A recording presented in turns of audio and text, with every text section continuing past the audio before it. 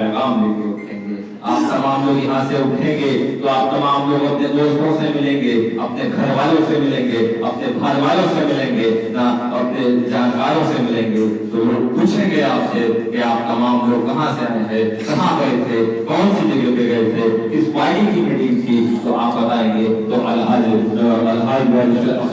साहब की जमात थी और मजलिस इत्तेहादुल मुस्लिमीन के अध्यक्ष जैसे सिपाही आपके बीच आए थे। तो आपसे पूछेंगे कि मजलिस इत्तेहादुल मुस्लिमीन क्या चाहती है, रजिस्ट्रार असदुद्दीन साहब की क्या आइडियोलॉजी है, मजलिस इत्तेहादुल मुस्लिमीन आगे क्या करना चाहती है, मजलिस इत्तेहादुल मुस्लिमीन के आइडियोलॉजी को बताना है। तो इसलिए हम आपके बीच आए हैं, हम बताने आए हैं कि मजलिस इत्तेहादुल मुस्लिमीन किस तरीके से काम करती है, हम बताने आए हैं कि मजलिस इत्तेहादुल मुस्लिमीन की किस तरीके से काम है और किस तरीके से हमें काम करना है। तो बताता चलूं आप तमाम लोगों को कि मजलिस इत्तेहादुल मुस्लिमीन के स्थापना से पहले की बात बताता हूँ। मजलिस इत्तेहादुल मुस्लिमीन के स्थापना से पहले सरजमीन हैदराबाद में बुजुर्गों से लेके बड़े लोगों से लेके माँ बहनों की इस्मतों के साथ रईसियां करी जाती थी। वहां पे बस्तियां जल रही थी, खड़े विराम हो रहे थे, माँ बहनों को वहां दंगा करके उनकी इस्मतों के साथ उनके साथ खिलवाड़ करा जा रहा था। तो सरजमीन हैदराबाद के लोगों ने मजलिस इत्तेहादुल मुस्लिमीन की स्थापना करने की। मेरे दोस्तों, मजलिस इत्तेहादुल मुस्लिमीन की सदारत के लिए लोग बड़े बड़े लोगों के पास जाते रहे, मगर लोगों ने मजलिस इत्तेहादुल मुस्लिमीन के इस्ताज को करने से मना कर दिया। लोग हमारे कायद के दादा जान जनाब अब्दुल वाहिद साहब के पास पहुंच के कहा कि यहाँ पे हैदराबाद सरजमीन हैदराबाद में हमारी माँ बहनों की इज्जतों के साथ रईसियां करी जा रही है, हमारे बड़े बुजुर्गों के साथ माना जा रहा है, हमें आपको ताज को पहनना है। तो आपको पता है कि मजलिस इत्तेहादुल मुस्लिमीन के सदर जनाब बैरिस्टर असदुद्दीन साहब के दादा जान ने क्या कहा कि मैं इस ताज को पहनने के लिए कबूल करता हूँ और इस ताज को आप हमारे सर पे पहना दीजिए। तब मजलिस इत्तेहादुल मुस्लिमीन के सदर जनाब बैरिस्टर असदुद्दीन साहब के सदर जो उससे पहले थे सदर जनाब अब्दुल वाहिद साहब, उन्होंने ये कारवां रुका नहीं, ये कारवां बढ़ता गया। मजलिस इत्तेहादुल मुस्लिमीन हक की आवाज बनती गई, मजलूमों की आवाज उठाई गई और सदर उस वक्त के सदर जनाब अब्दुल वाहिद साहब के ऊपर मुकदमात हुए और उनके साथ न जाने कितने लोगों को गिरफ्तार करा गया। उसके बाद आपको बताता चलो कि कितने लोगों ने अपनी माफीनामा लिख के जेलों में से जमानत ले ली। मगर आपको बताता चलो कि उस वक्त के सदर जनाब अब्दुल वाहिद साहब ने कहा कि मैं जेल में मरने के लिए तैयार हूँ, मगर इनसे बिल्कुल भी ना पीछे नहीं हटूंगा। मैं जिस वक्त के लिए आगे आ चुका हूँ इंशाअल्लाह ताला अपनी आवाम के लिए लड़ूंगा और मरना चाहा तो जेल में मर जाऊंगा। मगर उन्होंने माफीनामा नहीं भेजा और इसलिए हम मजलिस इत्तेहादुल मुस्लिमीन के लोग आज आपके बीच खड़े हैं, आज आपके बीच खड़े हैं और मजलिस इत्तेहादुल मुस्लिमीन हिंदुस्तान में रहने जाती है। उसके बाद भी नहीं रुका माहौल। उसके बाद मेरे भाई हमारे आए जनाब बैरिस्टर असदुद्दीन साहब के घर में बहुत सारे मामला होते गए। कभी उनके घरों में से बिजली काट दिया जाती थी, कभी पानी का नलका पानी बंद कर दिया जाता था। उसके बाद भी हमारे आए ने हिम्मत नहीं तोड़ा।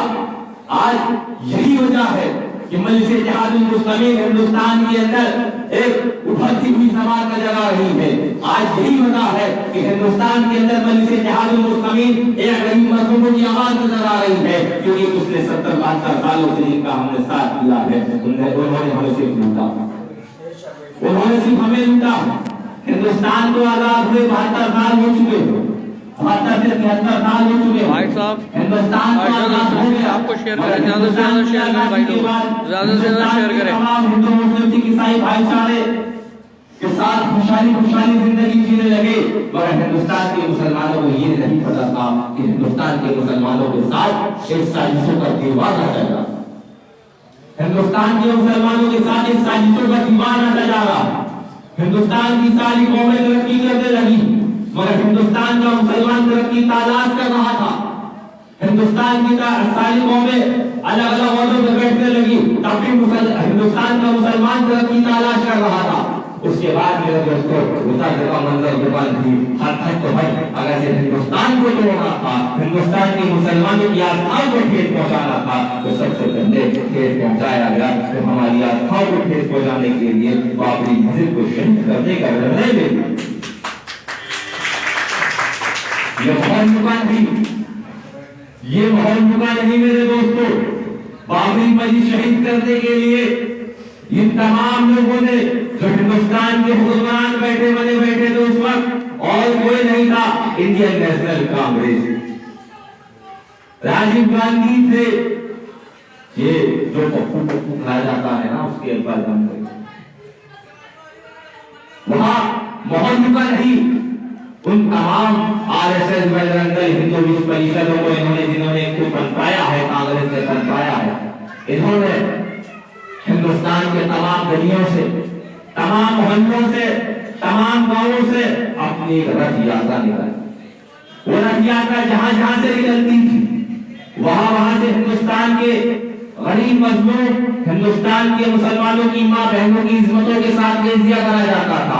जहां जहां से वो रथ यात्रा निकाली जाती थी, तो वहां से मेरे दोस्तों अपने घरों को बयान करते हुए गुजरते थे। वहां से मेरे भाइयों अपने बड़े बुजुर्गों को मारते हुए गुजरते थे वो लोग, और कहते थे कि बाबरी मस्जिद को शहीद करो। आप बताइए मेरे दोस्तों, ये हिंदुस्तान में बैठे हुक्मरान लोग जो उस वक्त बैठे थे, इस रंग की नाच को खामोश तरीके से देख रहे थे। वो दिन आ गया, 6 दिसंबर 1992 में बाबरी मस्जिद को शहीद कर दिया। बाबरी मस्जिद को शहीद कर दिया गया। वो दर्द का माहौल होगा नहीं मेरे दोस्तों, तो उसके ऊपर एक और दर्द का माहौल। गोधरा कांड गुजरात में गोधरा कांड कराया गया। आपको पता है कि वहां दर्द का माहौल इस तरीके से था, कि दर्द का माहौल इस तरीके से था मेरे भाइयों, कि वहां की मां बहनों की किस्मतों के साथ नसीहत करी जाती थी। वहां का चश्मदीद बताता है कि मेरे आंखों के सामने मेरे बेटों को मारा जा रहा है। वहां का चश्मदीद बताता है कि मेरी बहू एक प्रेग्नेंट है, उसकी पेट को फाड़ के, उसके बच्चों को निकाल के उसके बच्चा को मारा जा रहा है। वहां का चश्मदीद बताता है अगर ऐसा दर्द का माहौल अल्लाह को दिखाना था, तो अल्लाह मुझे उस वक्त अंधा क्यों नहीं कर दिया, उस वक्त अंधा क्यों नहीं कर दिया। तो मेरे दोस्तों, ये जुल्म का माहौल होता नहीं, आगे बढ़ता गया। कभी अखलाक का रूप बदलता गया, कभी पैरूखान का रूप बदलता गया, कभी तबरेज का रूप बदलता गया, कभी न जाने कौन से लोगों का रूप बदलता गया। तो मेरे दोस्तों, एक बात याद रखिएगा कि ये सिलसिला आप तक भी पहुंच सकता है, ये सिलसिला आप तक भी पहुंच सकता है। क्यों पहुंच सकता है? कि पिछले 72-73 सालों से हम तमाम लोगों ने इन तमाम सेकुलर होने के ढोंग रचने वाली पार्टी के साथ जो समझौता करा है, इनकी दुनिया बिछाई है, इनके पानी के बोतलों लगाया है, इनके नारे लगाए हैं, इन तमाम लोगों ने हमें सिला दिया है पिछले 72 सालों से। तो यही दिया है कि कहीं हमारी माँ बहनों की इज्जतों के साथ नेजिया करी जाती है, कहीं हमारे बड़े बुजुर्गों को गाय के नाम पे मारा जाता है, कहीं हमारे नौजवानों को मौलवी के नाम पे मारा जाता है। तो जरा सोचो मेरे भाइयों कि मजलिस इत्तेहादुल मुस्लिमीन आपके बीच आई है, तो आज ये इत्तेहाद का पैगाम लेके आई है। आज आपसे कह रही है कि अपनी आवाज को बनिए, अपनी आवाज बना के आइए। इसलिए मेरे दोस्तों, आज आपके बीच हम आए हैं। मजलिस इत्तेहादुल मुस्लिमीन के तमाम कार्यकर्ता आज हिंदुस्तान के अंदर लगे हैं, तो एक ही साजिश में लगे हैं कि मजलिस इत्तेहादुल मुस्लिमीन जितने लोगों से मिल रही है, तो तमाम गरीब मजलूमों की आवाज को उठा सके, तो तमाम गरीब लोगों के हक के साथ खड़े हो सके, और इन तमाम फिर ताकतों से लड़ सके, इन तमाम लोगों से इंसाफ का जो लोग रंग लगाए बैठे हैं, तो इंसाफ इसे छीन लेना।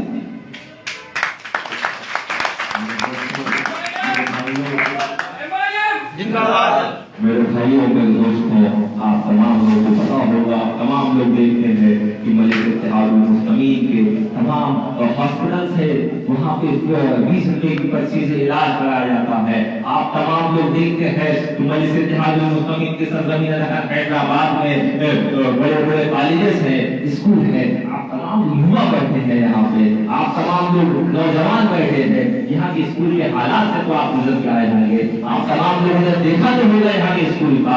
तो अल्हम्दुलिल्लाह मैं बताना चाहूँ कि मजलिस इत्तेहादुल मुस्लिमीन के जो स्कूल्स हैं मजलिस इत्तेहादुल मुस्लिमीन के, वो 7 स्टार होटल से कम नहीं। और जो कॉलेजेस है अल्हम्दुलिल्लाह वहाँ पे तमाम बच्चों को स्कॉलरशिप दिया जाता है और बाहर भेजा जाता है।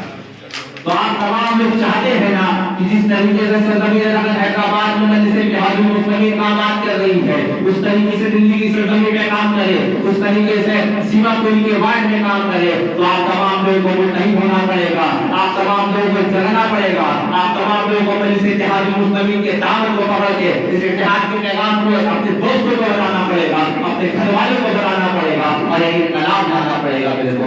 मेरे दोस्तों इनकलाब लाना पड़ेगा, क्योंकि इनकलाब लाना जरूरी है। आप अपनी बात को खत्म करना हो इसलिए कि वक्त का नागारा है, हमारे बड़े भाई बैठे हैं, तो तमाम लोग बैठे हैं, वो लोग भी बोलेंगे, तो अपनी बात खत्म करते करते कहते हुए सकता हूँ कि अब शब-ए शोनाए गम तोड़ दिया है, अब जाग उठे हैं दीवाने, अब शब-ए शोनाए गम तोड़ दिया है, अब जाग उठे हैं दीवाने, इज्जत से जिए तो जी लेंगे वरना जाम शहादत